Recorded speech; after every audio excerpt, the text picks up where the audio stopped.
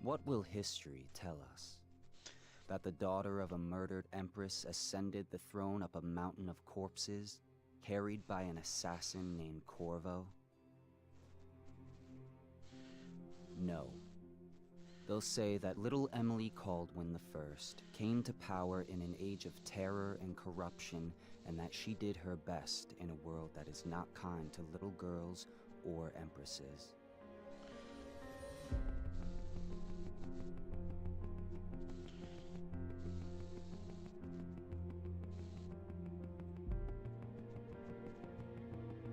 I guess now I'm Lord Regent. But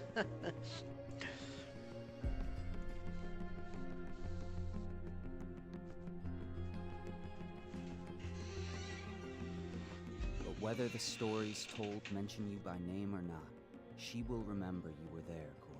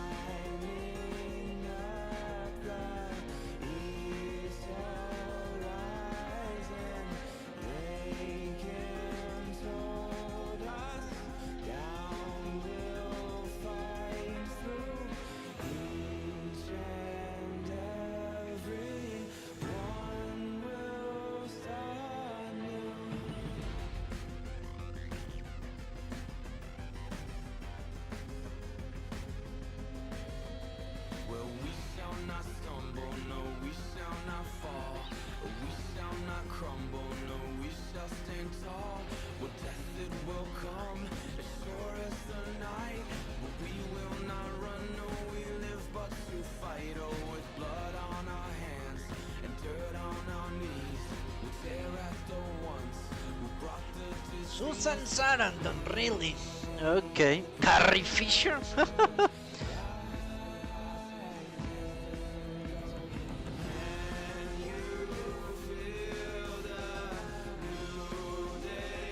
Chloe Moretz for Emily. Interesting.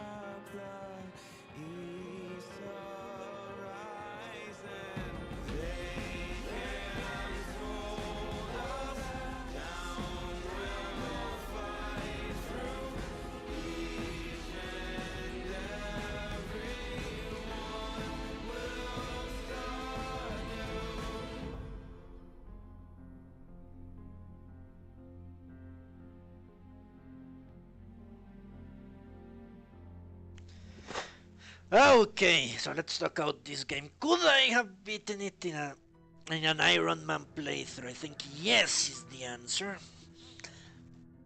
Even on very hard, I think it was possible. But uh, yeah, you would need to meta game to some extent, and I mean dying other than suicides or falls or anything like that, which I am pretty sure it's almost impossible. Maybe in the lesser difficulties they are not so punishing those situations, but who knows. But I do think it is possible to go through a game without getting killed. Not so much without killing anyone, I doubt that very much. What else can I say? The game is really good. We still need to deal with the DLC, which I shall proceed to do later today. And I do hope they make sequels, although I would say the only logical connection would be The Outsider.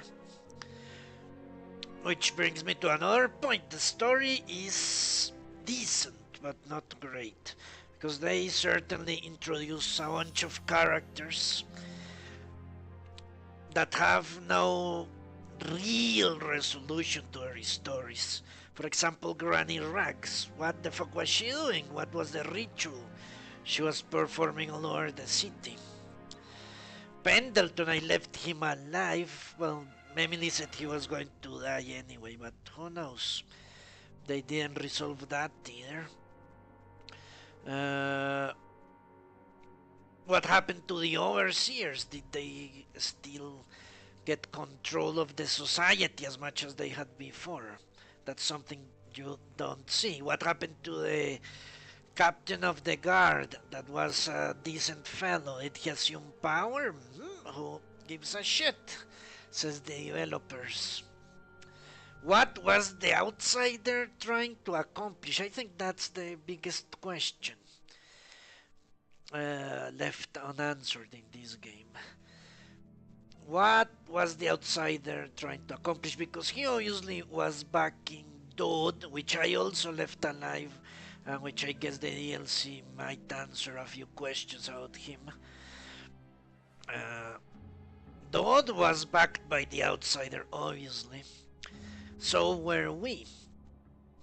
So you could say the outsider wanted the Empress dead, but he wanted Emily to succeed, but in the epilogue he doesn't give any reasons, just a vague characterization of her reign as won by a decent person that tried to do the best she could. But he obviously has a grand plan. He has been intervening in human history for centuries, millennia, from the beginning. Who knows? I would have thought he wanted to destroy the everyman chant or whatever they are called. What happened to the collaboration between Piero and Sokolov? Did they find a cure? They couldn't care less about that question. From the epilogue, it would seem they didn't. Who knows? It's not very clear to me. And I think that's the overall the disappointing thing about this game. I hope, well, I guess they are backed by Bethesda, so it's not really a surprise that the scenery is much more well done than the storyline. That's Bethesda's MO. But I hope they can break from that particular legacy in their sequel. And I hope Bethesda does as well, because otherwise the gameplay is really, really solid, fun. And if you can beat a game in a no-death rule set, that means the gameplay is balanced as well, and I think it is. There are no bosses that require rinse and repeat to win. There you have it, we finished Dishonored, only 13 deaths overall, counting a few suicides. So I do believe this was a rather easy game. Well, not easy. Well done in terms of gameplay.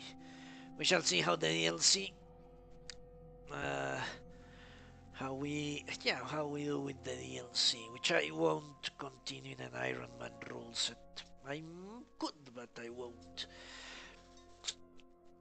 So, thank you very much for watching, and I hope I'll see you next time. Until then, long live the Empire. Goodbye.